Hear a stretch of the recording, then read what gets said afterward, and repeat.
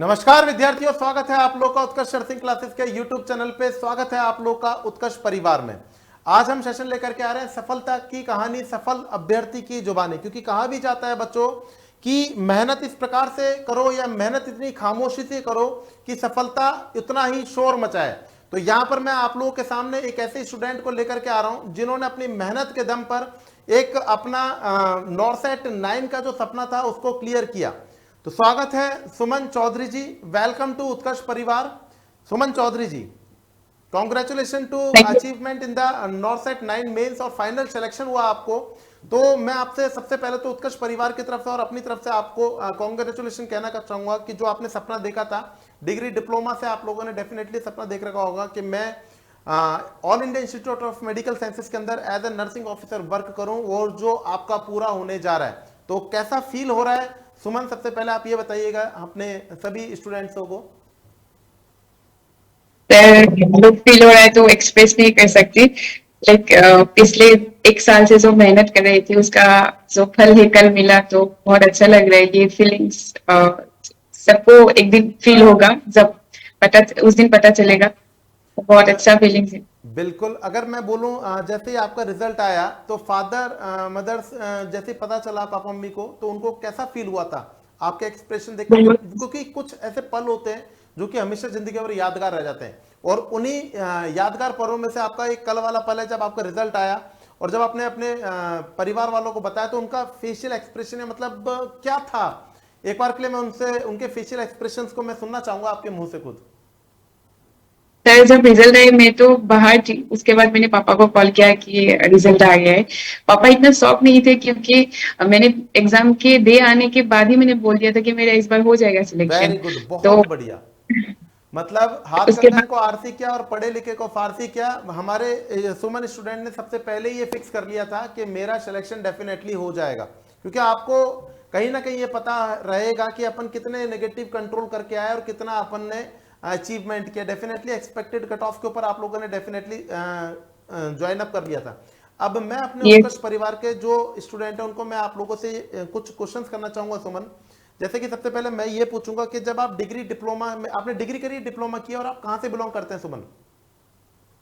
Sir, I have completed my BSc Nursing from Assam Danta University last year only, 2024. Very good. Diploma, yes, sir, degree. तो Assam AIIMS के अंदर ही आपका सपना होगा definitely join करने का, I think. Sorry, sir. Assam जो एम्स है, all India Institute of Medical sciences है, वहीं पर ज्वाइन Yes. करने का आपका सपना भी होगा डेफिनेटली। हाँ सर, वहीं पे ज्वाइन करने का सपना है। बिल्कुल, बहुत बढ़िया, मुझे बहुत अच्छा लगा। तो आपने बेटा सबसे पहले उत्कर्ष क्लासेस को किस प्रकार से देखा, कब जाना कि उत्कर्ष नर्सिंग क्लासेस भी इंडिया लेवल के ऊपर एक ऐसी क्लासेस है जो कि बच्चों का सपना पूरा करती है नर्सिंग ऑफिसर बनने का? ये कैसे पता चला आपको? सर फ्रेंड्स लोगों से भी सुना, और यूट्यूब में जब भी खोलती हूँ यूटकर्स ही आते हैं। उत्कर्ष मुझे मैंने जब देखा वो मुझे पसंद आया, मैंने देखा। उत्कर्ष का एक्स्ट्रा कॉपी है मेरे पास, मतलब सिर्फ एमसीक्यू कॉपी है उत्कर्ष की भी है। वेरी गुड, बहुत मैं अच्छा। वो मेंस के पहले वो सर मेंस के पहले उत्कर्ष के जो एमसीक्यू थे मैंने सिर्फ वही रिवीजन किया, और इतना टाइम नहीं था 1 वीक में क्या करते। तो मैंने उत्कर्ष के जितना एमसीक्यूज थे वही रिवीजन करके गया। ऐसा तो नहीं कि एग्जैक्टली वही क्वेश्चन, मतलब कंसेप्ट होता है ऐसा वाला ही आया है मेंस में। तो बहुत हेल्प हुआ वो एमसीक्यू, जो उत्कर्ष से जितना भी एमसीक्यू करवाया है यूट्यूब में, बहुत हेल्प हुआ सर। बिल्कुल, आपको पता है अच्छी तरीके से हमारी एक नॉर्थ सेट सीरीज, हमारी एक 360 डिग्री सीरीज और भी कई सारी सीरीज कंटिन्यूसली चल रही है जो विद्यार्थियों के हित के लिए हमेशा सर्वोपरि रहती है। और उत्कर्ष परिवार अपना एक नाम ही नहीं है, एक विश्वास भी बन चुका है आज की डेट पे all over India, not even the south और द नॉर्थ इंडिया। उत्कर्ष सबसे बड़ा संस्था बन चुका है नर्सिंग सेक्शन के अंदर, तो ऑल इंडिया के अंदर सबसे नंबर 1 पर चल रहा है। वो सिर्फ आप जैसे बच्चों की वजह से है, जिन बच्चों ने हमको अटूट स्नेह दिया। मैं ये पूछूंगा बच्चे, आप कितनी तैयारी करते थे एवरेज एग्जाम के टाइम पे? बच्चों का एक सिंपल बेसिक क्वेश्चन रहता है कि जैसे बच्चों की तरफ से मैं पूछने की कोशिश करूं, सुमन मैम आप कितने घंटे रेगुलर प्रैक्टिस करते थे? 6 मंथ की अगर मैं पूछूं, 6 मंथ की स्ट्रेटजी पूछने की कोशिश करूं तो?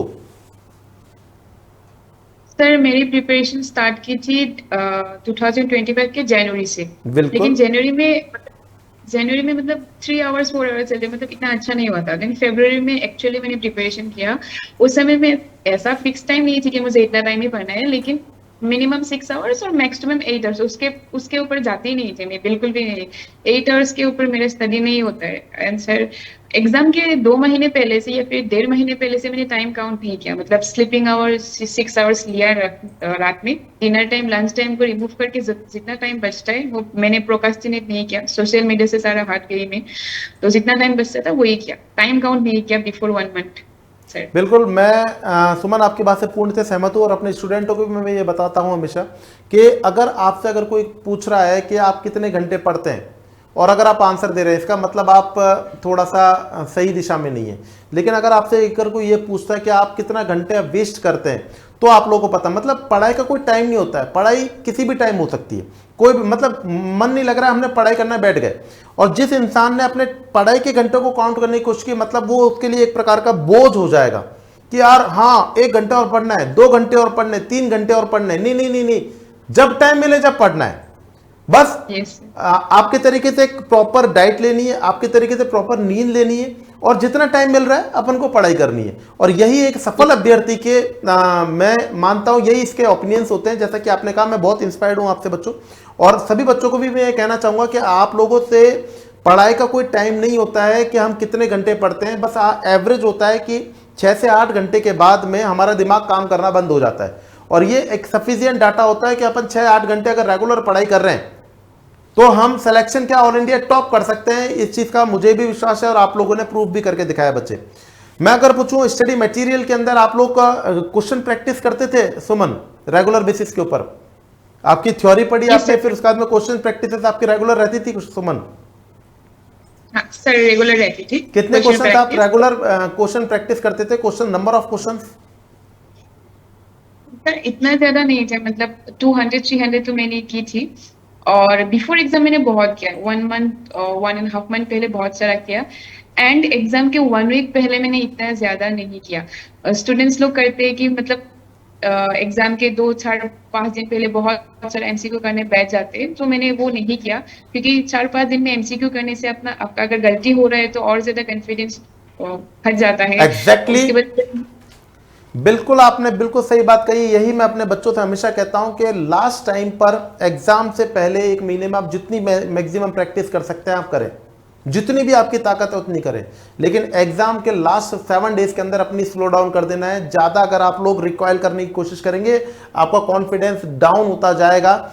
लास्ट टाइम पे इतना एमसीक्यू करने का कोई मतलब नहीं होता है। बस आप लोग को क्विक रिवीजन कर सकते हैं, उसमें भी नोट्सों को आपको देखने की जरूरत नहीं है। जितना आप लोग यूजुअल प्रैक्टिस में, हाँ ठीक है, एक बार कॉन्फिडेंस बिल्डअप हो, जो पढ़ रखे हैं एमसीक्यूज उनको रिवाइज कर लें। कॉन्फिडेंस के लिए पढ़ते हैं लास्ट टाइम पे। ऐसा तो कभी अपना सोच नहीं होता होगा आपका, कैसा अभी कभी सोच रहा है कि एग्जाम के टाइम पे अपन ये वाला क्वेश्चन आ जाए इसलिए मैं ये पढ़ रही हूँ? नहीं, अपन सिर्फ एक सिंपल सी बात करें। ऐसे मैं भी स्टूडेंट रहा हूं आप लोग की तरीके से, तो मेरा भी एक सोच रहता था कि यार मैं तो लास्ट टाइम पे एक बार अपना कॉन्फिडेंस बिल्डअप कर लूं, सिलेक्शन होना ना होना। जब हमने साल भर में पढ़ाई करी, जब ही नहीं पकड़ पा रहे, तो लास्ट टाइम पे 1-2 हफ्ते के अंदर क्या पकड़ लेंगे। राइट या रॉन्ग है सुमन? Yes sir. अच्छा सुमन, ये बताइएगा कि आपका मॉक प्रैक्टिस कैसा रहता था? मॉक टेस्ट देते थे आपको सुमन? यस सर, मॉक टेस्ट देती थी। तो स्टूडेंटों का सबसे बड़ा क्वेरी रहता है कि मॉक टेस्ट के अंदर उनका रिजल्ट बहुत कम आता है। तो आप मॉक टेस्ट के बारे में क्या कहना चाहेंगे सुमन, एक बार? सर मैं जितने मॉक टेस्ट देती, प्रीलिम्स में तो ठीक ठाक ही आता, लेकिन मेंस में आज तक मेरा 102 से ऊपर गई नहीं सर। लेकिन मेन इस बार जो रिजल्ट आया है उसमें ज्यादा आ गए सर, मेन एग्जाम में। तो मॉक टेस्ट में नहीं आया था सर। तो मॉक टेस्ट से आपको आप एनालाइज नहीं कर सकते अच्छे से, मतलब अप्रोक्सीमेटली होता है, लेकिन ऐसा नहीं है कि मॉक टेस्ट आपका बहुत खराब जा रहे हैं तो फिर मेंस में भी आपका गलती हो जाएगा, ऐसा नहीं है। क्योंकि मॉक टेस्ट थोड़ा आई थिंक हार्ड होते हैं और आप एक्चुअली एग्जाम जैसे देते हैं वो देते नहीं है आप। लाइक ऐसे ही बिस्तर पे बैठ के या फिर कुछ ऐसा वगैरह हो जाएगा, कोई बुला रहे, मम्मी बुला रहे, चाय पीने के लिए बुला रहे, ऐसे तो मॉक टेस्ट नहीं होता है। इसलिए मॉक टेस्ट थोड़ा गलत जा रहा था। आज तक मेरा 101 ऐसा आया, मतलब मेंस की बात कर रही हूँ मैं। बिल्कुल। उसके बाद अभी अभी जो मार्क्स है ये सबसे ज्यादा मार्क्स है मेरा जो मेंस में आया है। वेरी गुड, कॉन्ग्रेचुलेशन बेटा। मैं भी बच्चों से यही कहता हूं, मॉक टेस्ट के रिजल्ट के ऊपर आप लोग अपना मेंस के रिजल्ट या प्रीलिम्स के रिजल्ट को एनालाइज नहीं कर सकते हैं। मॉक टेस्ट अपने एक यूजुअल प्रैक्टिसेस के लिए होता है। वहां पर अगर आप लोग 50 to 60% ला रहे हैं, 40 to 60% ला रहे हैं, इसका मतलब आप अपने को हारे ना, अपने आप को मतलब लूजर ना समझें।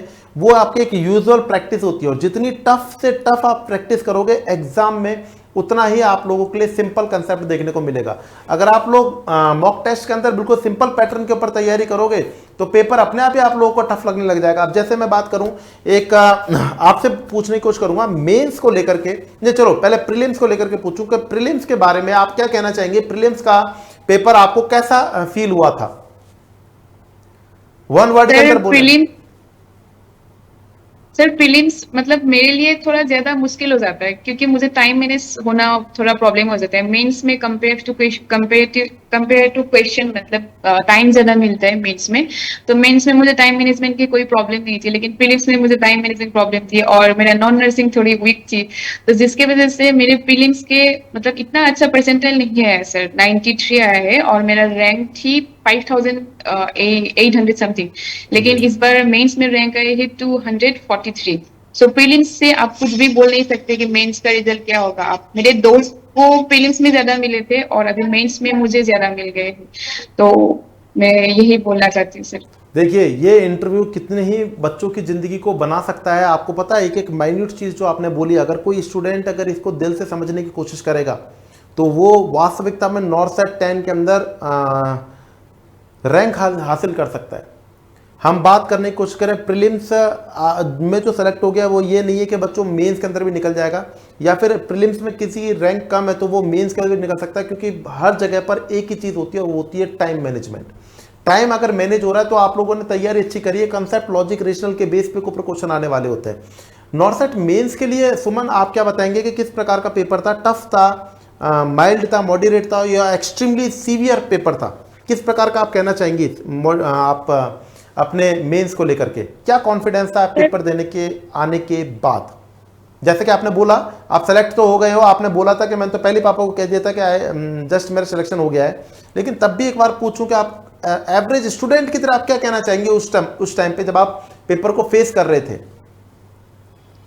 सर जब मैं पेपर दे रही थी तब तो ऐसा लगा था इस बार हो जाएगा, पक्का हो जाएगा।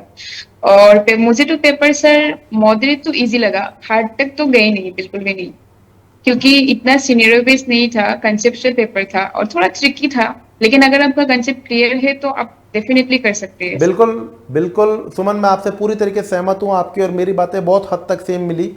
मैंने भी यही कहा था कि सिनेरियो नहीं लगाए जैसा कि बच्चे कह रहे हैं, और बच्चों ने ये भी कहा था कि एक बार कंसेप्चुअल तो देखा, all India Institute of Medical sciences अगर नर्सिंग ऑफिसर्स ले रहा है तो ट्रिकी तो पेपर देगा ही डेफिनेटली, और उसके लिए आपको पहले ही मेंटली प्रिपेयर रहना है कि वन लाइनर नहीं आएगा, लेकिन वन लाइनर जैसे ट्रिकी क्वेश्चंस आप लोगों को सिनेरियो में या फिर कंसेप्ट में देखने को, प्रियोरिटी पे देखने को आप लोगों को मिल सकते हैं। आपके माइंड में ऑलरेडी फिक्स होना चाहिए कि आप लोगों का पेपर आपकी पहुंच के अंदर होगा, लेकिन आप लोग जितनी मेहनत करिए उसी के बल पे आप यहाँ पे सिलेक्शन भी निकाल सकते हैं।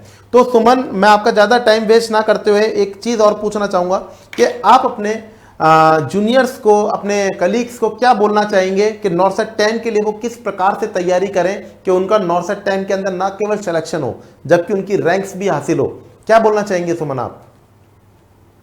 सर पहली बात तो ये है कि आपको एकदम ये वाला अंदर से आना होगा कि मुझे बनना है तो नर्सिंग ऑफिसर ही बनना है, एम्स में ही बनना है, ये वाला पक्का होना चाहिए। Very good. ऐसा नहीं होगा कि नहीं होगा, ऐसा सोचने से होगा ही नहीं सर। बिल्कुल आपको पहले ये करना पड़ेगा, उसके बाद आपको कंसिस्टेंट तो रहना पड़ेगा ही। चाहे आप दिन में कहीं एक दिन आपको अच्छा नहीं लग रहा है तो 3 घंटे पढ़ लीजिए, 4 घंटे पढ़ लीजिए, लेकिन पढ़ना पड़ेगा।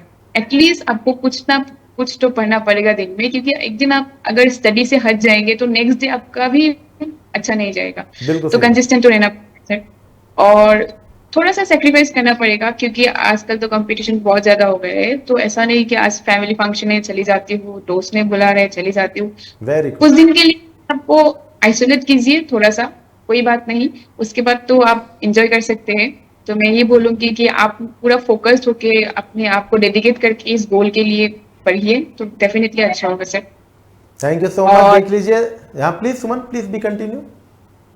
और सर मतलब सभी लोग बोलते हैं कि एमसीक्यू प्रैक्टिस करना बहुत इंपॉर्टेंट है, मैं भी ये बोलूंगी बहुत, मतलब दोनों ही के लिए इंपॉर्टेंट, लेकिन मेरे हिसाब से सर अगर आपका रिवीजन पक्का नहीं है तो आप एमसीक्यू करके कोई फायदा ही नहीं है। सही पहले बात है। आपका एक बार अच्छे से या फिर 2 बार अच्छे से रिवीजन होना चाहिए, उसके बाद एमसीक्यू करके फायदा है। आप सिर्फ नोट्स बना रहे फिर एमसीक्यू कर रहे तो गलती हो रहे, फिर से आपने एमसीक्यू कर रहे तो कोई फायदा नहीं है सर। कोई फायदा पहले नहीं।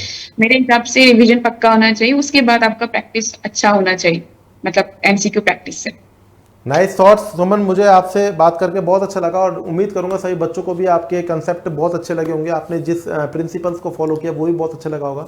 और मैं भी यही कहना चाहता हूं सभी बच्चों से कि अगर आपको लंबी छलांग कूदना है तो 2 कदम पीछे होना ही पड़ेगा। मतलब अपने आप को दुनिया से आइसोलेट करना ही पड़ेगा, तब जा कर के आप लोग ज़िंदगी के अंदर वो चाह सकते हैं जिसकी आप लोग कल्पना करते हैं। तो thank you so much Suman, आपसे बात करके बहुत अच्छा लगा। Once again thank you so much and congratulation from the Utkarsh अर्थिंग classes. Thank you so much. जय हिंद बेटा।